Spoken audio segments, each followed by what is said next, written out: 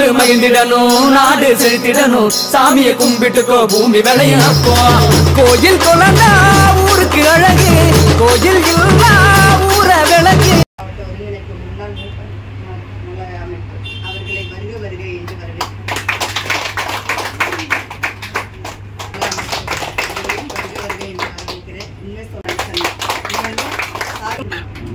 அவரையும் இந்த விழாவிற்கு வருக வருக தலைவர்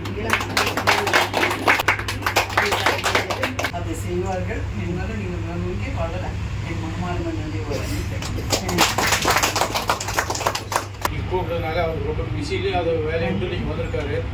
அதனால் வந்துட்டு உங்களுக்கு ஏதாச்சும் ஹெல்ப்புனாக்கா என்கிட்டையும் சொல்லலாம், சார்கிட்டையும் சொல்லலாம். எல்லாருக்கும் வணக்கம். தலைவர் அதெல்லாம் அப்படியெல்லாம் பண்ணிட்டு இருந்தோம், சேவை பண்ணிட்டு தான் இருக்காங்க. வெளியே தெரியறது இல்லை, நாங்கள் பண்ணுறது இல்லை. சார் வந்து ஊட்டி பெரிய இடம், அவங்களுக்கு வந்து ஆட்டோமேட்டிக் எல்லாம் ஸ்ப்ரெட் ஆகிடும். கூடுதல் இப்போ தானே கொஞ்சம் கொஞ்சமாக ஆகி போயிடுது. சங்கத்தில் டைலரிங் படிக்கிறது, அதாவது கைத்தொழில் ஒன்று கற்றுக்கொள் கவலை ஒன்று விட்டுருந்தோம். அது திடீர்னு என்ன ஒரு குடுத்துட்டு போடுறாரு. திடீர்னு காலையில் நம்ம கூடலூர் போகணும் சார் அப்படின்னாரு. என்ன விஷயத்துல ஒன்றுமே தெரியல சார், அங்கே போய் தான் தெரியும். உண்மையான வார்த்தை தான். இருந்தாலும் அந்த ஒரு சிறு அறையில் வந்து இவ்வளவெல்லாம் கலை கற்றுக் கொடுத்து நம்ம ஒவ்வொருத்தருக்கும் ஒரு கைத்தொழில் மாதிரி கற்றுக் கொடுத்து நம்ம ஒருத்தர் வெளியில் நீங்கள் போகும்போது எங்கள் மிஸ்ஸஸ் ஒரு வார்த்தை சொன்னாங்க. அது வந்து தலைவரோடு நாங்கள் கலந்து ஆலோசித்து என்னெல்லாம் உங்களுக்கு பண்ண முடியும், உங்களை இங்கேயே வைக்காமல் வெளியில் எங்கேயாவது கூப்பிட்டு போகிறதுக்கும் ஏதாவது ஏற்பாடு பண்ண முடியுமா, அதுக்கு உங்களுடைய விருப்பமெல்லாம் இருக்கான்னு சொல்லி உங்கள் மேடம்கிட்ட நாம் கலந்து சார் தலைவரும் பேசுவார். முதல்ல இவ்வளவு ஒரு பரந்த மனப்பான்மை கொண்ட ஒரு மனுஷனை பார்க்கணும் அப்படின்னா இந்த காலகட்டத்தில் ரொம்ப ரொம்ப ரொம்ப கஷ்டம். இப்போ ஒவ்வொருத்தரும் தன்னிச்சையாக செயல்படக்கூடிய இந்த காலகட்டத்தில் அனைவருக்காக யோசனை பண்ணி பணமே இல்லாமல் நான் எப்படி அவங்களை எல்லாம் காப்பாற்றணும் என்ற ஒரு எண்ணம் வருது அப்படின்னா அது மிகவும் பாராட்டக்கூடிய ஒரு விஷயம். இதில் எந்த மாற்று கருத்தும் கிடையாது. அந்த நல்ல உள்ளம் அந்த உங்கள் ஃபவுண்டர் முரளி சார் மென்மேலும் கடவுள் ஆசியில் ரொம்ப நாளாக ரொம்ப ஒரு வெல்த்தியாகவும் இருக்கணும்னு நாங்களும் பிரார்த்தனை பண்ணிக்கிறோம். அவருக்கு தகுந்தாப்போல் அவர் என்னென்னா நினைக்கிறார், இந்த பசங்க அவருடைய பசங்க மாதிரி நினச்சி உங்களுக்கெல்லாம் ஒரு வழிகாட்டுதலாம் செய்யணும் அப்படின்னு நினைக்கிறேன். விளம்பரத்துக்காக அரசியல்வாதியும் இல்லை நடிகர்களும் எல்லாத்தையும் கூப்பிட்டு தான் ஒரு அறிமுகப்படுத்துவாங்க. அந்த இடத்துல நம்ம ஒரு ஃபேமஸ் ஆகணும் அப்படின்னு சொல்லி அவங்க தான் கூடுவாங்க. பட் இந்த இடத்துல ரியல் ஹீரோஸான எங்களுடைய ஆர்மி டீமை கூப்பிட்டதுக்கு உண்மையாக தேங்க்ஸ் சொல்லுவோம். இந்த ஒரு ஃபவுண்டேஷன் இருக்குது பார்த்தீங்களா, இந்த மாதிரி வந்து உங்களெல்லாம் கொண்டு வந்தோம், உங்களுக்கு ஒரு ஹெல்ப்பிங் பண்ணணும் அப்படின்றது அதை உண்மையாக வந்து முரளி சாருக்கு வந்து என்னுடைய சார்பும் எங்களுடைய மொத்த நீலகிரி மாவட்டத்துடைய நீலமலை முன்னாள் நல கூட்டமைப்பு சார்பாக வந்து அவருக்கு வந்து வாழ்த்துக்கள் சொல்கிறோம். அதே மாதிரி அவங்களுக்கு எங்களால் இயன்ற உதவி படிக்க வச்சாங்க. 10th வரைக்கும் படிக்க வச்சாங்க. அதுக்கப்புறம் கல்யாணம் முடிச்சாங்க. ஹஸ்பண்ட் ஃபேமிலியெல்லாம் சொல்லி பார்த்தேன். 10th வரைக்கும் தான் படிச்சிருக்கேன், அதுக்கோட படிக்க வைப்பீங்கன்னா கேட்டு பார்த்தேன். அவங்க கண்டிப்பாக படிக்க வைக்கிறேன் அப்படின்னு சொல்லி தான் மேரேஜ்க்கே சமைச்சேன். அதுக்கப்புறம் மாமியார் வேணால் படிக்க போவேனா, வீட்டு வேலை இருக்கும் அப்படின்னு சொல்லி வீட்டிலே உட்காரிச்சாங்க. இப்போதைக்கு 3 குழந்தைங்க தனியாக கொடுத்துட வந்துட்டேன். இன்னி வரைக்கும் ஹஸ்பண்டுக்கும் அந்த விருப்பம் இல்லை. நம்ம வெளியில் வந்து வேலை செஞ்சு தான் நம்ம குடும்பத்தை காப்பாடாத இதே இல்லை, எண்ணமே இல்லை. அவராக வச்சு அவர் ஸ்டிச் பண்ணாலும் அதுக்கு நம்ம ரேட் எவ்வளோ, அமௌண்ட் எவ்வளோ கேட்டு அந்த அமௌண்ட் நம்ம வாங்கணும்னு எனக்கு சொல்லி கொடுத்தாங்க. அப்போவே என் மைண்ட் ஓடிடுச்சு. மேம் ஃபஸ்ட்டு எனக்கு அமௌண்ட் வாங்கத்தான் சொல்லி கொடுத்தாங்க. அப்போ இன்றைக்கி நான் 50 ரூபா வாங்கினா நாளைக்கு நான் 500 ரூபா சம்பாதிக்கலாம் அப்படின்னு ஒரு எண்ணம் வந்துடுச்சு. மெயினாக எனக்கு அந்த எண்ணம் வர காரணமே என் ஹஸ்பண்ட் வந்து ஸ்ட்ரோக் வந்து 2 வருஷத்துக்கு முன்னாடி ஸ்ட்ரோக் வந்துச்சுங்க. அந்த ஸ்ட்ரோக்லேயே என் ஹஸ்பண்ட் வந்து கை காலெல்லாம் இந்த மாதிரி ஆயிடுச்சு, முகமெல்லாம் இந்த சைடு போயிடுச்சு. அப்போவே எனக்கு உயிரே போன மாதிரிச்சு. ஏன்னா பிள்ளைங்களாம் சின்ன சின்ன பிள்ளைங்க. ஃபஸ்ட்டு பெரிய பாப்பாவுக்கு வந்து 8 வயசு ஆகுது, சின்ன பாப்பா 9 இயர்ஸு, சாரிங்க ஃபஸ்ட்டு பாப்பா வந்து 11 வயசு, செகண்ட் வந்து 9, தேர்டு வந்து 7 இயர்ஸ் தான் ஆகுது. என் ஹஸ்பண்ட் இந்த நிலைமை பார்க்கும்போது என் உயிரே போன மாதிரி ஆயிடுச்சு. ஆனால் நான் டாக்டருக்கு போய் கேட்டேன். டாக்டர் என் ஹஸ்பண்டை கேட்டு என் ஹஸ்பண்டையும் என்னையும் பக்கத்தில் நிற்க வச்சு என்கிட்ட கேட்டாங்க. என் ஹஸ்பண்ட் வந்து கொஞ்சம் நிறச்சிருச்சு முடியலாம்.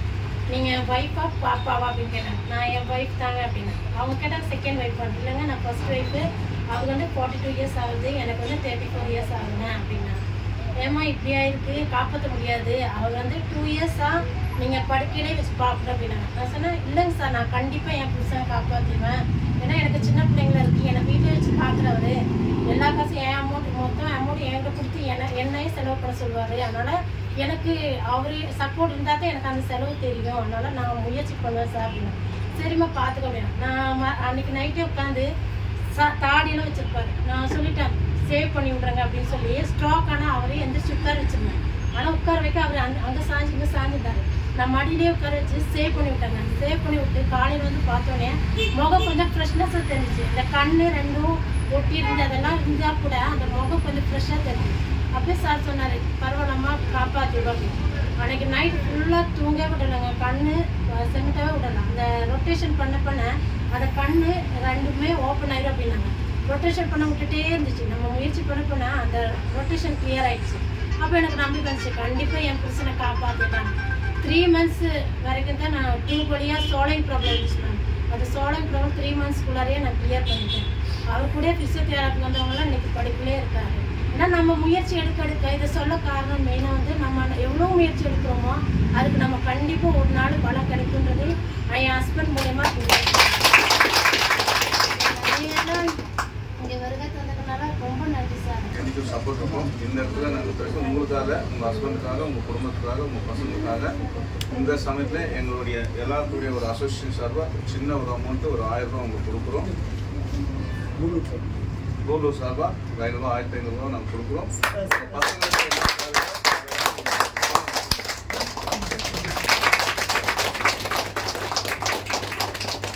நன்றி. சார் நம்ம வந்து இந்த எங்களோட சேவாலயா மூலமாக சிறப்பு பரிசு நாங்கள் எங்களோட பாரதி விவேகானந்தரோட போது நாங்கள் உங்களுக்கு சிறப்பு பரிசாக கொடுக்குறோம். நீங்கள்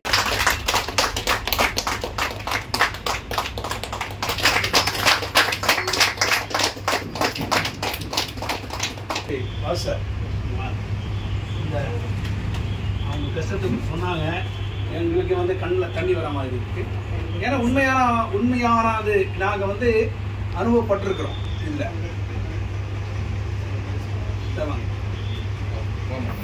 முன்னாடி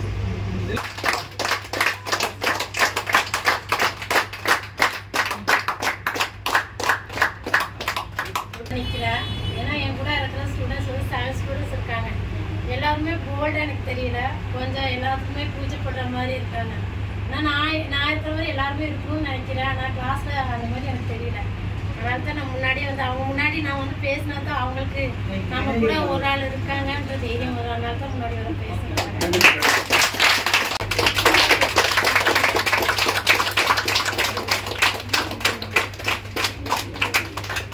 நம்மளுக்காக சார் சொன்னார், நான் கால் பண்ணும்போது அவருக்கு உடம்பு சரியில்லாமல் ஹாஸ்பிட்டலில் இருந்தேன்னு. எத்தனை இக்கட்டான சூழ்நிலையிலையும் நம்மளோட சின்ன வரவேற்பு, அது சார் சொன்ன மாதிரி என்ன பண்ண போகிறோன்னு கூட தெரியாமல் நம்மளுக்காக இங்கே வந்திருந்து நம்மளோட விழாவை சிறப்பாக இருக்கும். நாங்கள் எங்களோட சேவாலய சார்பாக மனமார நன்றியை தெரிவிச்சுக்கிறோம். எங்களோட பிள்ளைங்க சார்பாகவும் சார் இன்னொன்று ரொம்ப ரொம்ப நன்றி. என்னன்னு கேட்டால் நாங்கள் எதிர்பார்க்கவே இல்லை. எனக்கு நீங்கள் சொன்னீங்க எப்படி உங்களை தெரிஞ்சிச்சு அப்படிங்கிறது.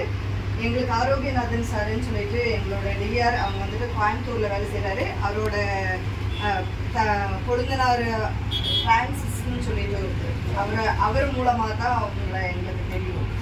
இல்லைன்னா எங்களுக்கு தெரியல. நான் பாவங்களுக்கும் என்னோட மனமார்ந்த நன்றியை தெரிவிச்சிருந்தேன்.